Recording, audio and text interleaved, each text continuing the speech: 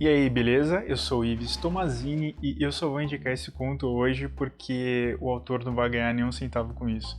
Eu digo isso porque ele tem alguns trechos que são inenarravelmente desprezíveis. Pode ter desculpa da época, foi escrito em 1926, publicado em 1928. Contudo, a gente está em 2020. Cara, o texto escrito pelo tétrico, xenófobo, brilhante, talentoso, imaginativo Howard Phillips Lovecraft, H.P. Lovecraft para os mais íntimos, ficou na gaveta só 2 anos dessa forma. Não ficou tanto tempo assim fermentando. Daí ele foi publicado numa revista chamada Weird Tales, que significa Contos Estranhos. Quem já leu o conto sabe que está no lugar certo. A propósito, eu queria fazer um episódio aqui mais tarde só sobre esse tipo de revista, só sobre literatura pulp fiction. Porque esse tipo de revista, na época, publicava textos que eram menosprezados pela crítica, mas voltados para o entretenimento. E, bom, foi lá que o HP encontrou o lugar dele. De qualquer forma, o pessoal foi apresentado especificamente na página 159 de uma dessas revistas. E vieram a saber, mais ou menos, qual era a aparência do monstro com cara de polvo e corpo de dragão. E tentáculo por tentáculo, escama por escama, a história foi sendo desvendada. E na verdade, quando você lê o conto, você acaba percebendo que é bem dessa forma que tudo é desenvolvido. Pedaço por pedaço, com uma ordem às vezes confusa, que só vai fazer sentido lá na frente. O protagonista acaba juntando um monte de pista ao longo da sua investigação e você vai junto dele entendendo o que está acontecendo para no final ter um quadro completo. A questão é, esse quadro completo não responde todas as perguntas. Presta atenção nesse trecho que eu vou ler. Não é nem a descrição do monstro, é a descrição de uma figura gravada numa peça de argila. Acima desses aparentes hieróglifos havia uma figura de evidente intenção pictórica, ainda que a execução impressionista impossibilitasse uma ideia clara de sua natureza. Parecia ser algum tipo de monstro ou um símbolo representativo de um monstro, cuja forma apenas uma mente perturbada poderia conceber. Se eu disser que minha imaginação, um tanto extravagante, divisava ao mesmo tempo a figura de um polvo, de um dragão e de uma caricatura humana, não estarei sendo infiel ao espírito da imagem.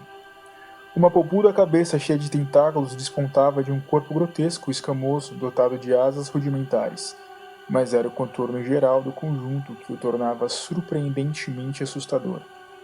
O fundo atrás da figura mostrava indícios de arquitetura ciclópica. A narrativa é dividida em 3 partes. A primeira é o horror em argila, a segunda é o relato do inspetor Legras e a terceira é a loucura que veio do mar.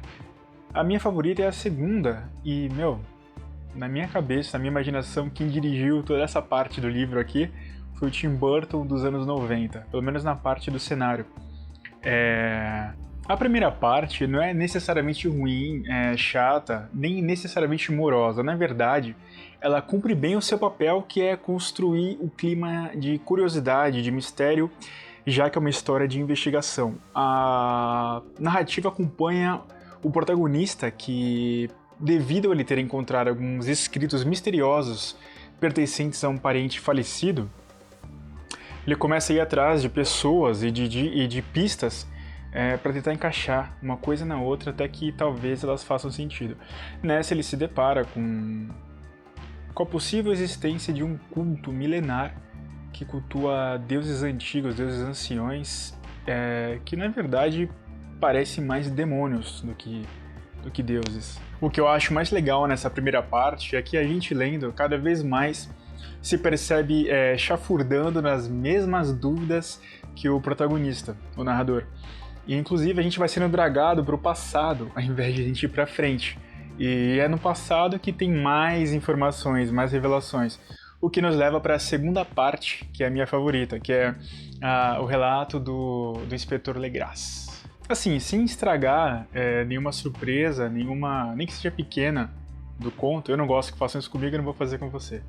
A questão é que a segunda parte acompanha do ponto de vista do policial, desse inspetor Legras, ele se enfia nos pântanos de Louisiana, junto com mais uns 20 policiais, se não me engano, um carro, 2 carroças, algo assim, para investigar um culto. Detalhe, isso está sendo contado no passado, tá? Não é Isso não é depois do que acontece na primeira parte do conto. Isso é uma lembrança, digamos, um relato. A questão é que esses policiais, eles se enfiam no meio do pântano e lá dentro eles encontram o que acho que ninguém quer encontrar. É um dos trechos mais fortes. E, sabe quando o livro tem até uma trilha sonora na tua cabeça? Bom, essa segunda parte pra mim tinha uma trilha sonora épica e sombria. E, se eu não vou falar muito da segunda parte, eu vou falar menos ainda da terceira, que é o grande finale, que é a conclusão. A questão é que, só um breve comentário, assim, eu sempre escutei bastante sobre o mito de Cthulhu, sobre a mitologia Lovecraftiana, etc, né? E eu lembro que quando eu li o conto, quando eu terminei, quando eu cheguei na terceira parte, eu meio que fiquei surpreso com o final. Não vou dizer se foi necessariamente positivo, de forma positiva ou de forma negativa. A questão foi que foi muito diferente do que eu imaginava. Porque eu sempre escutei aquela coisa, eu cheguei a jogar RPG na época no universo, sem ter lido na época. Mas a questão é que eu sempre entendi que a gente fosse insignificante para essas criaturas ancestrais.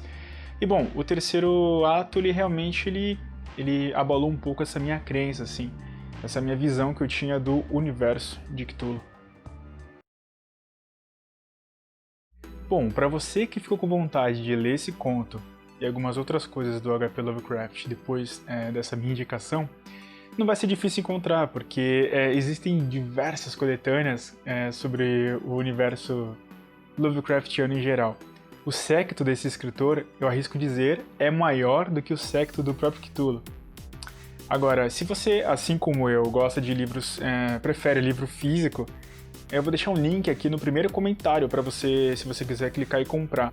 Bom, e é isso aí. Se você gosta de falar de livros e afins, se inscreve no canal, indica para alguém que possa gostar, evite cultos macabros e, no caso de dúvidas, sempre aventura.